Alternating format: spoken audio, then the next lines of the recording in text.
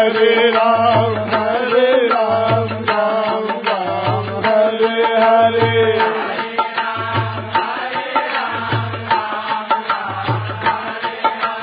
Hare Krishna, Krishna Krishna, Hare Hare. Hare Krishna, Krishna Krishna, Hare Ram, Ram Ram, Hare Hare.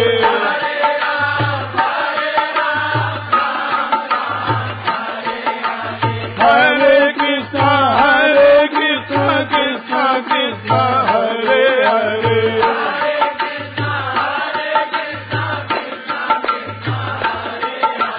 Hare Ram, Ram Ram, Hare Hare.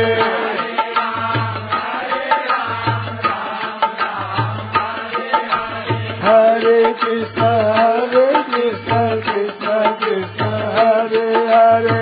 Hare Krishna, Krishna Krishna, Hare Hare. Hare Ram, Ram Ram, Hare Hare. Hare Ram, Ram Ram, Hare Hare. Hare Krishna, Krishna Krishna, Hare Hare. Hare Krishna, Krishna Krishna, Hare Hare. Hare Ram, Ram Hare Hare. Hare Ram,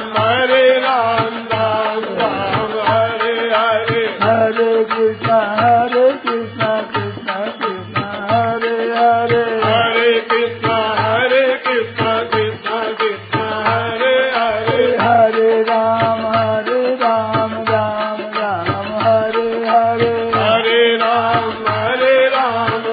Ram Hare Hare. Hare Krishna, Krishna Krishna, Hare Hare. Hare Krishna, Krishna Krishna, Hare Hare. Hare Ram, Ram Hare Hare. Hare Ram, Ram Hare Hare. Hare Krishna, Krishna Krishna, Hare Hare. Hare Krishna, Krishna Krishna, Hare Hare. Hare Ram, Ram Hare Hare. Hare Ram, Ram Hare Hare. Hare Krishna, Krishna Krishna, Hare Hare. Hare Krishna, Krishna Krishna, Hare Hare. Hare Ram, Ram Hare Hare. Hare Ram, Ram Hare Hare. Hare Krishna, Krishna Krishna, Hare Hare. Hare Krishna, Krishna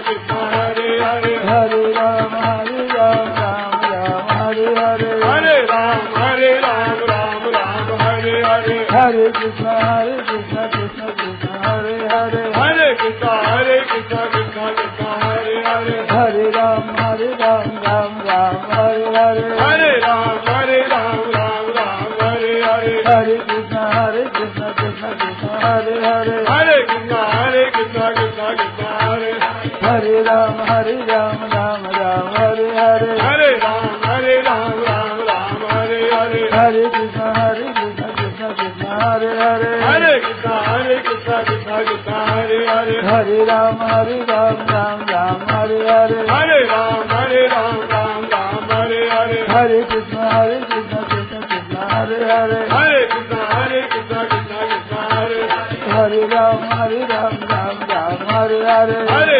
Hare Ram, Ram Hare Hare. Hare Krishna, Krishna Krishna, Hare Hare. Hare Krishna, Krishna Krishna, Hare Ram, Ram Hare Hare. Hare Ram, Ram Hare Hare. Hare Krishna, Krishna Krishna, Hare Hare. Hare Krishna, Krishna Krishna, Hare Hare. Hare Ram, Ram Hare Hare. Hare Ram, Ram Hare Hare. Hare Krishna, Krishna Krishna, Hare Hare. Hare Krishna, Krishna Krishna, Hare Hare. Hare Ram, Ram Hare Hare. Hare Ram, Ram Hare.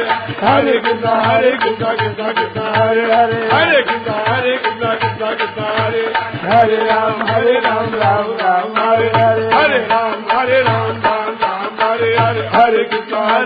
Krishna Krishna Hare Hare Hare Krishna Krishna Hare Rama Rama Rama Hare Hare Hare Rama Rama Rama Hare Hare Hare Krishna Krishna Krishna Hare Hare Hare Krishna Krishna Krishna Hare Hare Hare Rama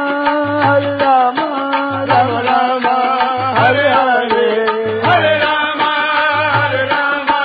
Rama Rama Hare Hare Hare Krishna Krishna Krishna Hare Hare Hare Krishna Krishna Krishna Hare Hare Hare Rama Rama Rama Hare Hare Hare Rama Rama Rama Hare Hare Hare Krishna Krishna Krishna Hare Hare Hare Krishna Krishna Krishna Hare Hare Hare Rama Rama Rama Hare Hare Hare Rama Rama Rama Hare Hare Hare Krishna Krishna Krishna Hare Hare Hare Krishna Krishna Krishna Hare Hare Hare Rama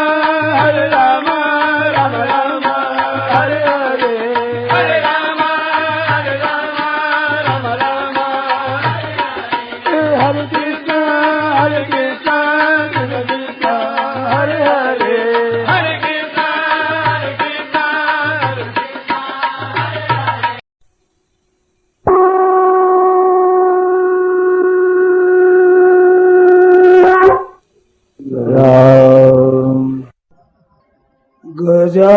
Gajananam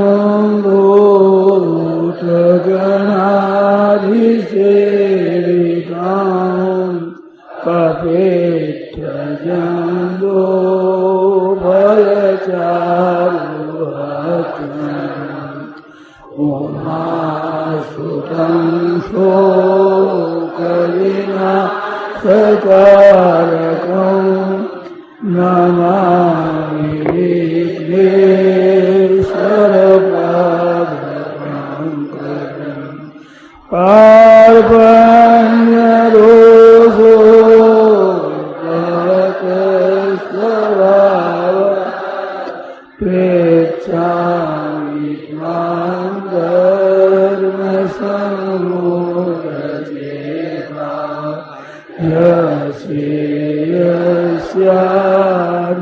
Yasyanischitam rohitam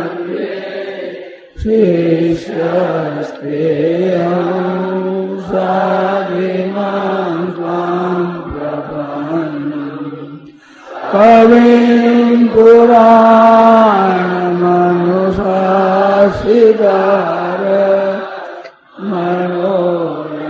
Manoraniyam Samanusmaretya Sarvasya Bhagaramachintarupa Madityavarnam Tamasapparastat Pashyami devastavadevadehe sarvastatahudavisesasambha Brahmanamisham Kamalasyanastha Nishistya sarva Nurigasya Aneka Bahu Bhagavanetra Pashyami Tvam Sarvatunam Karupam Mantam Brahmadhyam Napunastavade Pashyami Deshe Svaraveshvarupa केचिनं गरिणं चक्रिणं च तेजोराशिं सर्वतो दीप्तिमन्तं पश्यामि त्वां निरीक्षं समन्तात् दीप्तानलाकद्युतिमप्रमेयम् त्वमक्षरं परमं वेदितव्यं त्वमस्य विश्वस्य परं निधानम् त्वमव्ययः शाश्वतधर्मगोप्ता सनातनस्त्वं पुरुषो मतो मे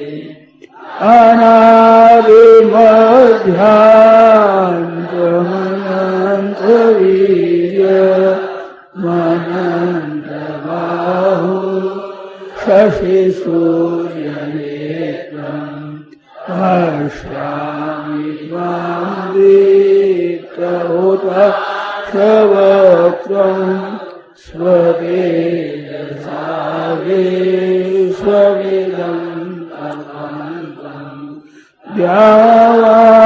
द्यावापृथिव्यो चिदमन्तरं हि व्याप्तं त्वयैकेन दिशश्च सर्वा दृष्ट्वाद्भुतं रूपमोऽव्यन्तवेदं लोकत्रयं प्रव्यथितम् अमीहि त्वां सुरसङ्घाविशन्ति केचिन्मे प्राञ्जलयो गृह्णन्ति स्वस्तीत्युक्त्वा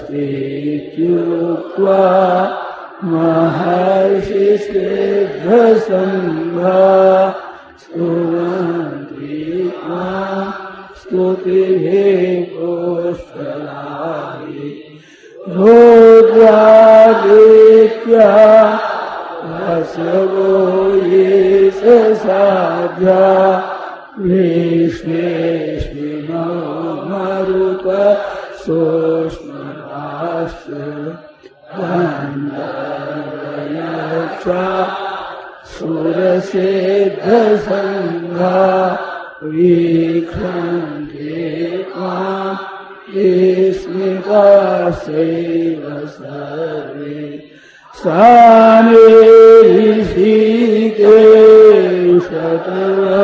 सामेषिकेशतवप्रकीर्त्या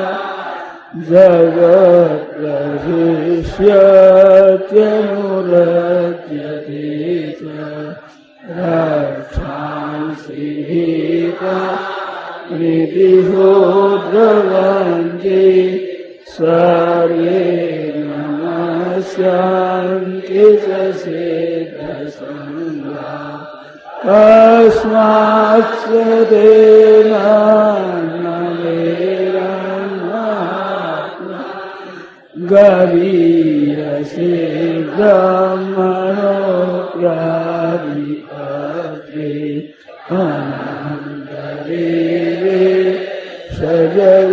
सजगन्निवास त्वमक्षरं सदसत्तत्परं त्वमादिदेव पुरुषपुराण त्वमस्य विश्वस्य परं निधानम् भित्ताश्रीवेद्यम् च परं च धाम त्वया ततं ईश्वरनन्तरूप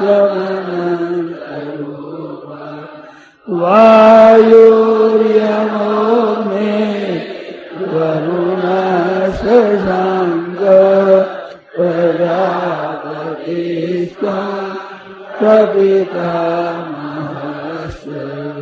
नमो नमस्ते सहस्रते पुनश्च भूयोऽपि नमो नमस्ते नमः पुरस्तादथ पृष्ठतस्ते नमोस्तुते सर्वदेव सर्व अनन्तवीर्या निकविक्रमस्त्वं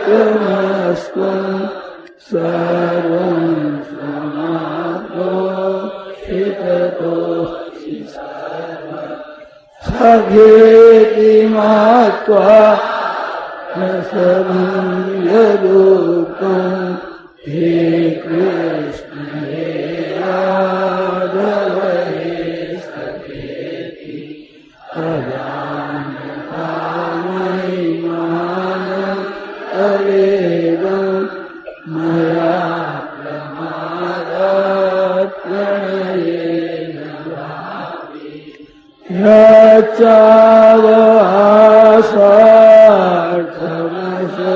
यच्चावसार्थमशक्तिदोषि विहाय शय्या सर्वभोजनेषु एकोऽथवाप्यच्युतसमक्षं तत्क्षामये त्वामहमप्यमेयम् पितासि लोकस्य चराचरस्य त्वमस्य पूज्यश्च गुरुर्गरीया न त्वस्तमोऽस्त्यधिककुतोऽन्यो लोकत्रयेऽप्यप्रतिमा तस्मात् प्रणम्य प्रणिधाय कायं प्रसादये त्वामहमीशमीड्यं पितेव पुत्रस्सखेव सख्यो प्रियः प्रियायार्हसि देव सोऽहम् त्वमेव माता च पिता त्वमेव बन्धुश्च त्वमेव नित्या द्रविणं त्वमेव सर्वं मम देव देव। राम श्री गीता जी का पाठ, दूसरा अध्याय, श्लोक संख्या 11 से 20 तक। वसुदेवसुतं देवं कंसचाणूरमर्दनं देवकी परमानन्दं कृष्णं वन्दे जगद्गुरुम्। श्री भगवान उवाच अशोच्यानन्वशोचस्त्वं प्रज्ञावादास्तु भाषसे गतासु न गतासुश्च नानुशोचन्ति पण्डिताः न त्वेवाहं जातु नासं न त्वं नेमे जनाधिपा न चैव न भविष्यामः सर्वे वयमतः परम् देहिनोऽस्म्यन्यथा देहे कौमारं यौवनं जरा तथा देहान्तरप्राप्तिर्धीरस्तत्र न मोह्यति मात्रा स्पर्शास्तु कौन्तेय शीतोष्ण सुख दुःखदा आगमापायिनो नित्याः सांस्थितिक्षस्व भारत यं हि न व्यथयन्त्येते पुरुषं पुरुषर्षभ समदुःखसुखं धीरं सोमृतत्वाय कल्पते नासतो विद्यते भावो नाभावो विद्यते ततः उभयोरभिदृष्टोऽन्तः स्तनयोस्तत्त्वदर्शी अविनाशी तु तद्विद्धि येन सर्वमिदं ततम् विनाशमव्ययस्यास्य न कश्चित् कर्तुमर्हति अन्तवन्त इमे देहा नित्यस्योक्ता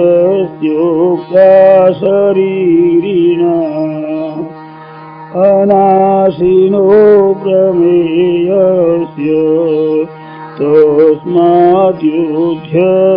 भारत येनं वेत्ति हन्तारं यस्तेनं हन्यते हतम् उभौ तौ न विजानीतो नायं हन्ति न हन्यते न जायते म्रियते वा कदाचित् नायं भूत्वा भविता वा न भूयः अजो नित्य शाश्वतोऽयं पुराणो न हन्यते हन्यमाने शरीरे न जायते म्रियते वा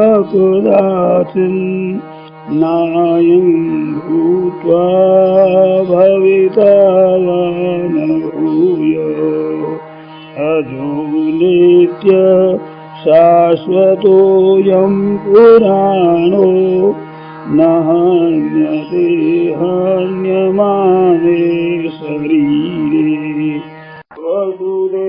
वसुदेवसुतं देवं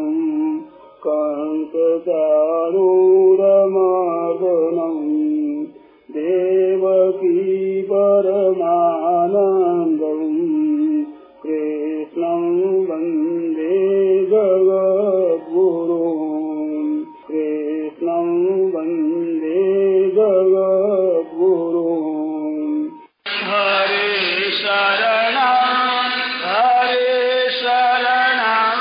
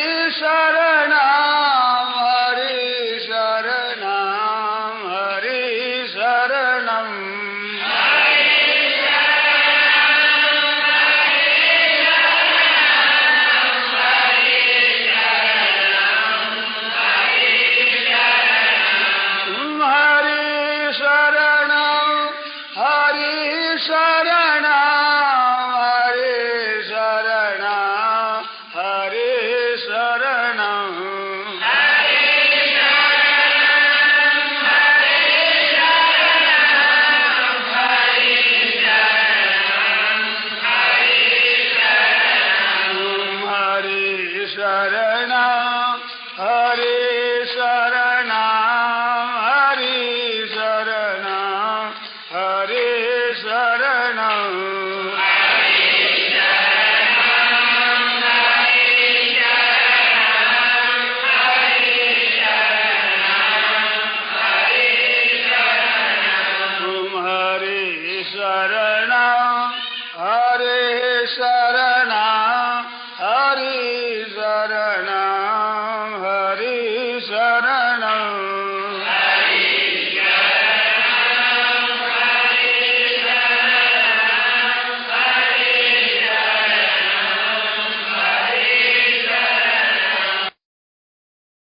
राम। यह प्रवचन परम श्रद्धेय स्वामी जी श्री राम सुखदास जी महाराज द्वारा श्रावण कृष्ण त्रयोदशी विक्रम संवत 2052 के अनुसार 25 जुलाई 1995 को प्रातः 5 बजे प्रार्थना स्तुति के बाद जयपुर में हुआ। राम। नारायण नारायण नारायण नारायण नारायण नारायण राम राम राम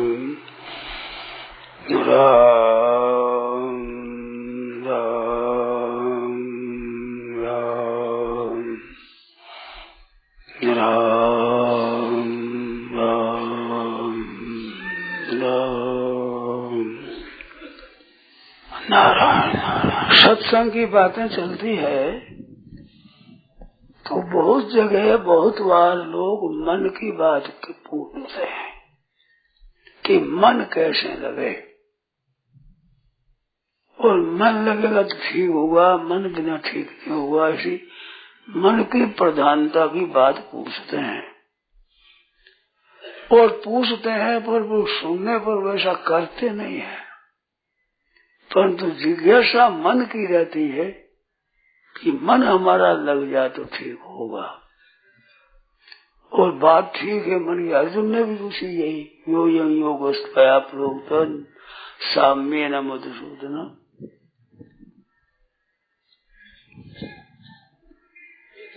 एतस्याहं न पश्यामि चंचलत्वा स्थितिः। मन के चंचल होने से स्थिति नहीं होती। चंचल मना कृष्ण प्रमादि बलवत्म तस्याहं निग्रहं मन्ये वायोरिषु दुष्करम। तो अर्जुन ने मन की चिंता पूछी, पर बात एक विलक्षण और है कि मन की चंचलता के विषय में 2 श्लोक तो भगवान ने, 2 श्लोक तो अर्जुन ने कहे और उत्तर में 2 श्लोक भगवान ने कहे। किसी प्रश्न के उत्तर में इतने भगवान थोड़े नहीं बोले, मन की चंचलता के विषय बहुत थोड़े बोले। फिर अगर योग भ्रष्ट का विषय आ गया, वो काफी कहा है। तो मन की बात है वो करते हैं, परंतु मन से भी एक विशेष बात है बुद्धि की स्थिरता की। एक मन स्थिर हो जाए, एक बुद्धि स्थिर हो जाए, इन दोनों में बुद्धि की स्थिरता की बात श्रेष्ठ है, और स्वयं की इनसे भी श्रेष्ठ है। तो मन लगाने से इसकी मन की वृत्तियों के निरोध के विषय में पातंजल योग दर्शन कहा है, अथ योगानुशासनम योगश्चित्त वृत्ति निरोधा। योग किसका नाम है कि चित्त की वृत्तियों के निरोध का नाम योग है। निरोध होने क्या होगा? तदा दृष्टु स्वरूप अवस्थानम। चित्त का निरोध होने से दृष्टा की स्वरूप में स्थिति होती है, और वृत्ति सारूप्यम इतरत्र, और समय में वृत्ति के स्वरूप रहता है। तो वृत्ति निरोध होने से स्वरूप में स्थिति होती है। ये पातंजल योग दर्शन का कहना है। तो इसी बात होने से मन की प्रधानता है, परंतु भगवान बुद्धि की प्रधानता है बताते। बुद्धि की स्थिरता वो प्रधानता बढ़िया है। बुद्धि की स्थिरता की प्रधानता कल्याण में विशेष कारण है। अब मन की स्थिरता और बुद्धि की स्थिरता में क्या भेद है? तो वास्तव में मन बुद्धि चित्त अहंकार अंतःकरण चतुष्टय है। इसको अंतःकरण कहते हैं। कर चरणादि हमारे ये बहिकरणों में कर्मेंद्रियां है, और श्रोत्र चक्षु आदि ज्ञानेन्द्रियां है, और मन बुद्धि चित्त अंतःकरण है। तो कर्मेंद्रियां और ज्ञान ये बहिकरण है, और मन बुद्धि ये अंतःकरण है, भीतर का करण, ये बाहर का करण। साधकतमम करणम, जो साधक विशेष होता है उसको कर्ण कहते हैं। तो ये कर्ण की प्रधानता बताई, और बुद्धि की प्रधानता भी कर्ण की प्रधानता है। परंतु मन की एक स्थिरता और एक बुद्धि की स्थिरता, इसमें भी काफी फर्क है। मन की स्थिरता में तात्पर्य है कि मन जगह जगह जो डोलता है, हर एक तरह की बातें याद आती है। कहीं मन कहीं गया, कहीं मन कहीं गया, यूं कह तो चाहे मन को कभी कई बात याद आ गई, कभी कोई बात याद आ गई, कभी कोई बात याद आ गई, यूं कह दो, इसको मन की चंचलता कहते हैं। तो ये मन की चंचलता एक है, और एक बुद्धि की चंचलता है। बुद्धि की चंचलता क्या है कि अपना जो ध्येय बनाते हैं, लक्ष्य बनाते हैं, उसमें स्थिर विचार किया कि अब ऐसे ही करना है। तो ये बुद्धि की जो स्थिरता है, इसकी भगवान ने प्रशंसा की। व्यवसायत्मक बुद्धि रेखे कुरुनंदना, उद्बुद्धि से निश्चय कर धनी बनना है, मानी बनना है, निरोग बनना है आदि जो संसार का निर्णय करती है बुद्धि, वो तो मन के समान ही है। परंतु पारमार्थिक निर्णय करती है, वहाँ विशेष बताया है कि सुख दुखे समय कृत्वा लाभा लाभो जया जयऊ ततो युद्धा युज्य नैवं पाप भवस्यसि। तो अब हमें सांख्य में कही, अब बुद्धि को योग में कहते हैं। तो बुद्धि का प्रयोग यहाँ से शुरू हुआ है, इससे पहले बुद्धि का प्रयोग नहीं हुआ है। पहला अध्याय दूसरे का 38वां श्लोक है, सुख दुख के समय कृत्वा लाभा लाभो जया जयऊ ततो युद्धा युज्य। तो 38 के बाद 39 में ऐसा ते बीता सांख्य बुद्धि योग थे मानसुनो। तो बुद्धि को बताया, बुद्धि में योग के विषय में कहे तो योग के विषय में बुद्धि 41 से 44 तक कहते हैं, ये बुद्धि की स्थिरता करने का विषय है। जैसे 34, 35, 36, 35, 36 4 श्लोक छठे अध्याय में मन के स्थिर करने का है, ऐसे ये 4 श्लोक बुद्धि के स्थिर करने के हैं 41 से 44 तक। वो छठे अध्याय में मन की, क्यों ध्यान योग का वहाँ वर्णन है, यहाँ सांख्य योग का कर्म योग का वर्णन है। तो कर्म योग में बुद्धि की स्थिरता का वर्णन है। तो व्यवसायत्मक बुद्धि रेखे को नना, ये निश्चय करने वाली बुद्धि एक होती है। बहुत शाखा अनंता से बुद्धि अव्यवसायी नाम, जो अव्यवसायी होती है, एक निश्चय नहीं होती, बहुत शाखा वाली बुद्धि होती है। तो व्यवसाय माना अपना कल्याण करना है, पक्की बात, एक ही अपना तो उद्धार करना ही है। ऐसे है ये बुद्धि की स्थिरता है। तो यहाँ एक होती है, तो बुद्धि की स्थिरता एक क्यों नहीं होती? जो व्यवसायत्मक बुद्धि है, परमात्मा की प्राप्ति ही करना है, ऐसा निश्चय क्यों नहीं होता है? तो ये 44 श्लोक बताया है, 41-44 तक का प्रकरण है दूसरे अध्याय में। भोगेश्वर्य प्रसक्ता नाम तया प्रतिषेधसाम व्यवसायत्मक बुद्धि समाधो न विधीयते। भोगेश्वर्य, भोग और ऐश्वर्य की जिसकी प्रधानता है, मानो संग्रह करना और सुख भोगना, ये दो बातें जब तक रहेगी तभी तक बुद्धि स्थिर नहीं होगी, और ना मन स्थिर होगा, बुद्धि भी स्थिर नहीं होगी। क्योंकि दो उद्देश्य रहा ना, संग्रह करने का उद्देश्य रहा और भोग भोगने का उद्देश्य रहा। कामो भोग परमा एतावदित निश्चिता, ये आश्रय संपत्ति वालों के लक्षण है। बस इतना ही खाओ, कमाओ, पैसा इकट्ठा करो, भोग भोगो, राजी रहो, बस ये। तो उसकी बुद्धि स्थिर नहीं होती। किसमें? परमात्मा में।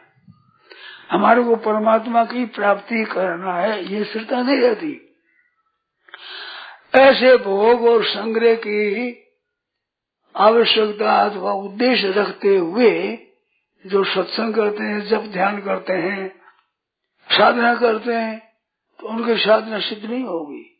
क्योंकि उनकी व्यवसाय तो बुद्धि एक परमात्मा में लगी हुई नहीं है। बहुत शाखा अनंता से बुद्धि अव्यवसायी नाम, वे अव्यवसायी है, वही व्यापार करते हैं और चीजें सब करते हैं, परंतु परमात्मा की प्राप्ति ही करना है, इसमें वो स्थिर नहीं रह सकते। इसमें स्थिर वही रहते हैं जो कि भोग ऐश्वर्य का जिसका उद्देश्य नहीं है, लक्ष्य नहीं है कि भाई संग्रह करना, भोग भोगना, आराम, मान, बढ़ाई, आदर, सत्कार, इसमें ही रहना है। मान प्राप्त करना, बढ़ाई प्राप्त कर लेना, शरीर से आराम से रहना, सुख भोगना, सुख सुविधा ठीक तरह से कर लेना, ऐसे रहने वाले परमात्मा की ही प्राप्ति करना ऐसा निश्चय नहीं कर सकते। भोगेश्वर्य प्रसन्नता नाम तया प्रचेन, और वो पुष्पित वाणी स्वर्ग में जाएंगे, वहां भी सुख भोगेंगे। तो सुख भोगने की इच्छा है, संग्रह करने की इच्छा वाले परमात्मा की प्राप्ति में नहीं लग सकते सर्वथा। जब लग भी नहीं सकते तो प्राप्ति कैसे कर लेंगे? इस वास्ते जो परमात्मा की प्राप्ति चाहते हैं, कल्याण चाहते हैं, अपना उद्धार चाहते हैं, उनके लिए एक आवश्यक है कि एक निश्चय कर ले कि परमात्मा की प्राप्ति ही करना है। अब एक बात और ध्यान दीजिए, आप लोग सुने, इसका अर्थ ऐसा नहीं है जैसा ऊपर से दिखता है। ऊपर से दिखता है कि सब छोड़ छाड़ भजन में लग जाए, साधु बन जाए, भजन में ही लग जाए, ये बात कहते हैं। मैं ये बात नहीं कहता हूँ, सावधान से सुना आप लोग, ये बात नहीं कहता हूँ। आपका उद्देश्य परमात्मा की प्राप्ति का हो, वो गृहस्थ में रहो, चाहे साधु हो जाओ, चाहे सब छोड़कर चले जाओ, सब कार्य करो, उद्देश्य एक परमात्मा की प्राप्ति का चाहिए। उद्देश्य संग्रह कर भोग भोगना नहीं चाहिए। उद्देश्य, लक्ष्य, ध्येय, उम्र का काम, हमारा खास काम, वो उद्देश्य। हमें उद्देश्य अपना कल्याण करने का है, ना संग्रह करने का है, ना भोग भोगने का है। संग्रह में धन का संग्रह भी हो जाता है, पढ़ाई करते तो बुद्धि का संग्रह, मन शास्त्रों का संग्रह बहुत सही इकट्ठा कर दिया, वो भी एक संग्रह है। धन का भी संग्रह है, वस्तुओं का संग्रह है, मकानों का संग्रह है, जमीन जायदाद का संग्रह है, गाय भैंस भेड़ बकरी का, ये संग्रह में ही आते सभी।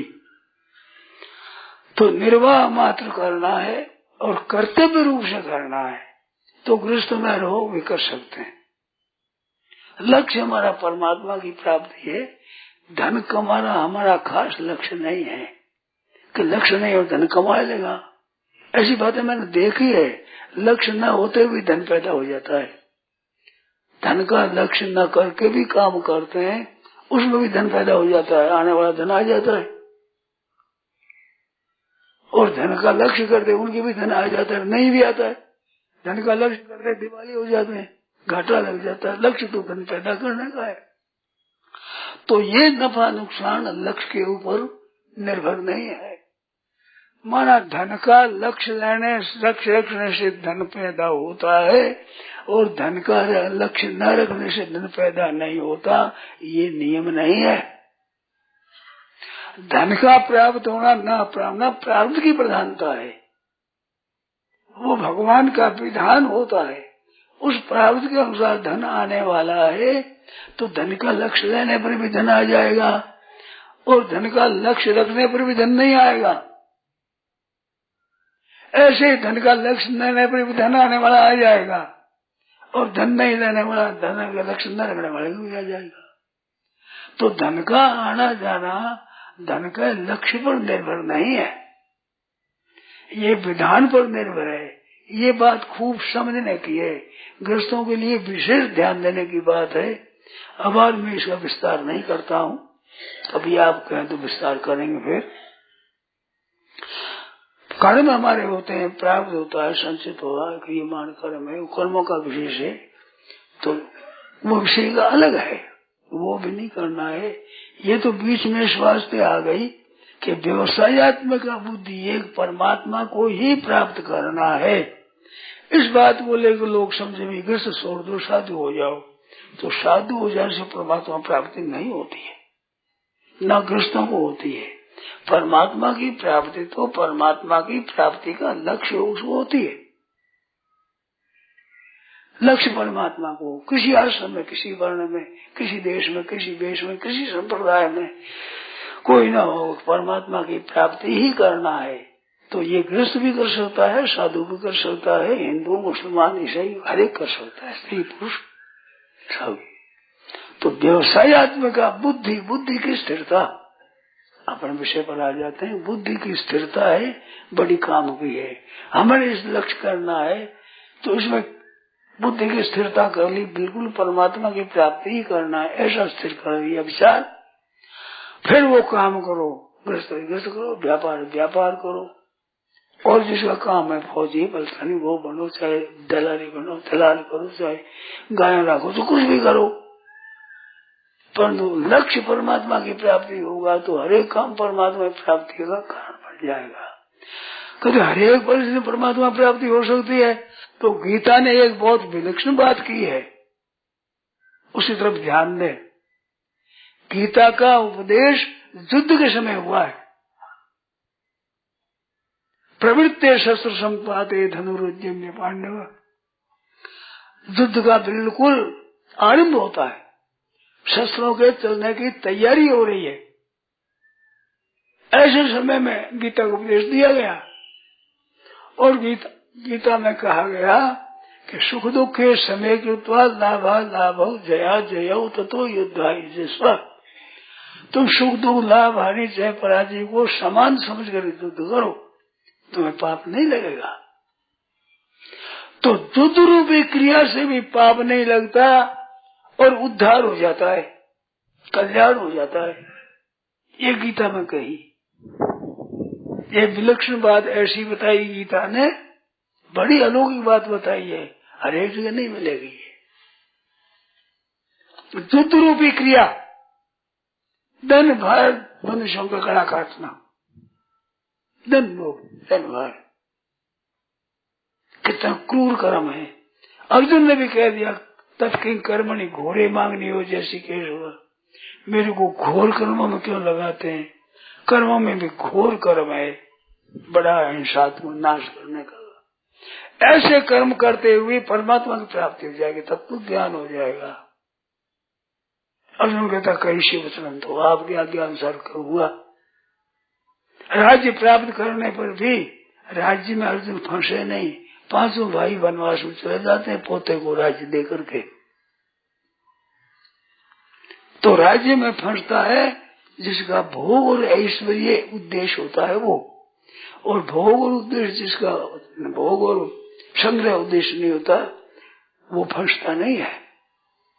तो सुख दुख के समय करता उसी क्षमता आती है। अब संग्रह का उद्देश्य हो तो संग्रह होगा न हो, फर्क कैसे नहीं पड़ेगा। भोग का उद्देश्य तो भोग मिले न मिले, दोनों में क्षमता कैसे रहेगी। दोनों में क्षमता तभी रहेगी जब लक्ष्य हमारा धन संग्रह कर भोग करने का नहीं होगा, तब होगा। तो लक्ष्य एक परमात्मा की प्राप्ति का रखे, इन कामों को करता रहे, तो इन कामों को करते हुए लाभ हानि में क्षमता रहेगी, वो क्षमता कल्याण करने वाली है। तो अपना उद्देश्य लक्ष्य गृहस्थ भी, साधु भी, स्त्री भी, पुरुष भी, छोटा भी, बड़ा भी, जवान भी, बूढ़ा भी, सब बना सकते हैं। हमारे अब उम्र जितने हैं व्यवसाय एक निश्चय बुद्धि करेंगे। तो निश्चय वाली जो बुद्धि है, एक परमात्मा की प्राप्ति करना है, वो मन की एकाग्रता से बुद्धि के एक होने के अपेक्षा बहुत श्रेष्ठ है। बुद्धि के चंचलता दूर करोगे तो चंचलता सर्वथा मिटेगी नहीं, क्योंकि मन की चंचलता सर्वथा नहीं मिटती। मन की चंचलता में कारण आता है कामना। वो भोगों की कामना रहेगी तो मन स्थिर नहीं होगा। ऐसा तो मन की स्थिरता में दो अवस्था होती है। मन की स्थिरता में समाधि होती है और व्युत्थान होता है। बुद्धि की निश्चलता में दो बात नहीं होती। इसमें समाधि व्युत्थान व्यवस्था नहीं होती, बुद्धि के निश्चय में एक ही होती है। व्यवसाय का बुद्धि एक निश्चय एक ही बुद्धि के मेरे हमारा कल्याण करना है। जैसे धन का लक्ष्य रखने वाला घाटे के काम में नहीं जाता, उसको पता लग जाए कि घाटा लग जाएगा, वो काम नहीं करेगा कभी। धन का उद्देश्य ऐसे जिसमें परमात्मा की प्राप्ति की बाधा हो जाए वो काम नहीं करेगा। व्यवसाय में बुद्धि होने से जिसमें परमात्मा की प्राप्ति नहीं होती ऐसा काम नहीं करेगा, और परमात्मा की प्राप्ति का साधन रूप से सब काम करेगा। तो व्यवहार उसका परमार्थ सिद्धि करने वाले हो जाएगा। तो गीता की ये विलक्षणता है कि व्यवहार में परमार्थ सिखाती है। व्यवहार भी कौन सा? युद्ध, जो घोर कर्म है।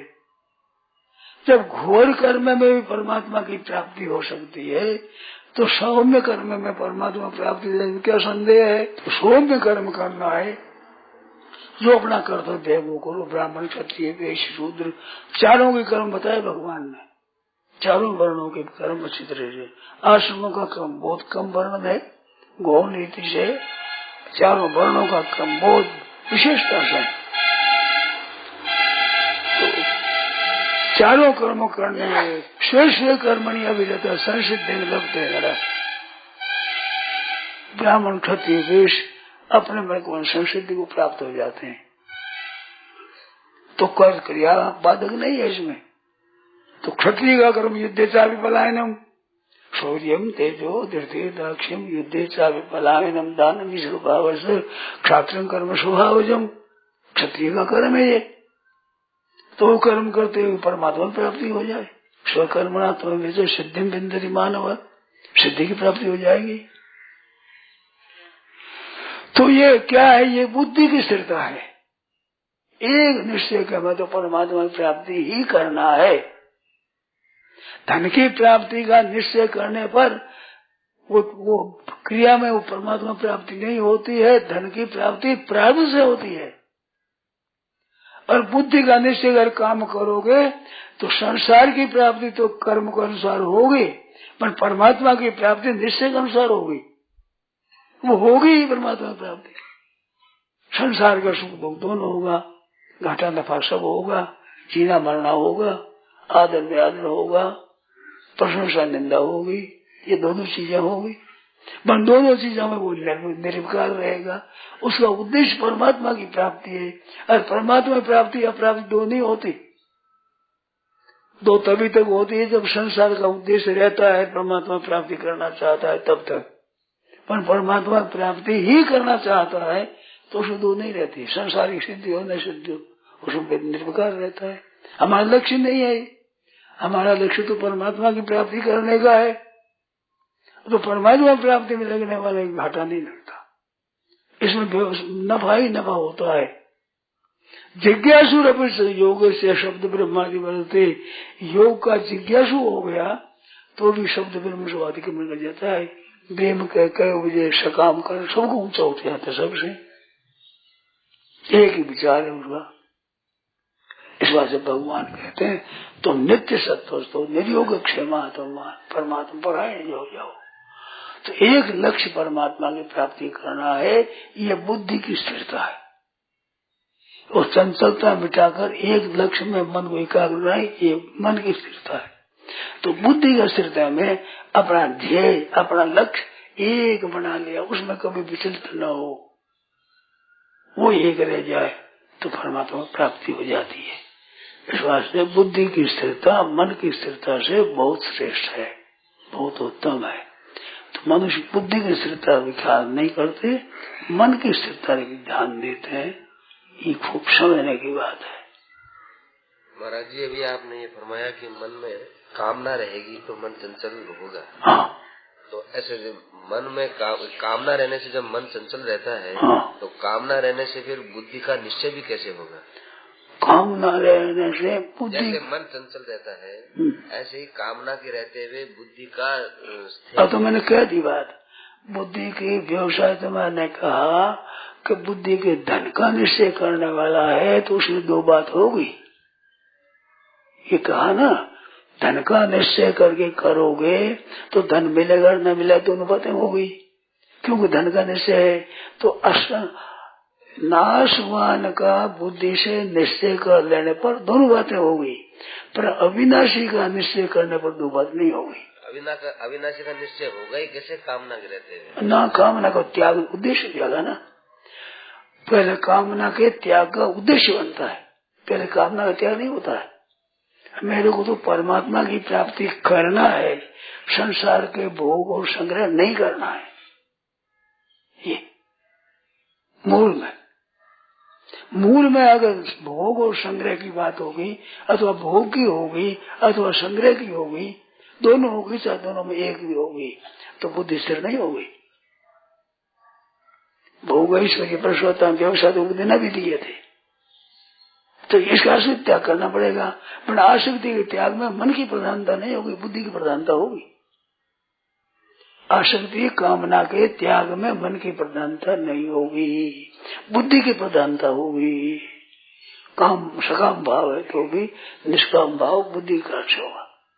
इस बार से ऐसा तेविता सांख्य बुद्धि योग है, तो बुद्धि सुनो। सांख्य में कह योग बुद्धि सुनो, तो बुद्धि की प्रधानता है, मन की प्रधानता नहीं है। मन की प्रधानता ध्यान में है। हाँ, अब और पूछा, समाधान हो गया? हो गया? हुआ नहीं, पूरा नहीं हुआ समाधान। देखो ख्याल करो,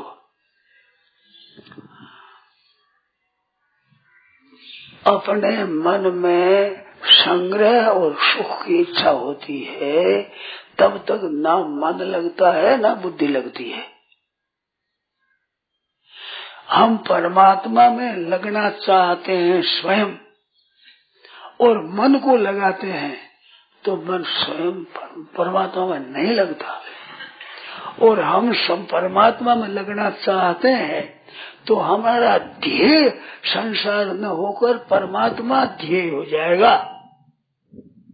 जब हम खुद परमात्मा की प्राप्ति चाहते हैं तो इंद्रियों की मन की गौणता हो जाएगी, बुद्धि की प्रधानता हो जाएगी।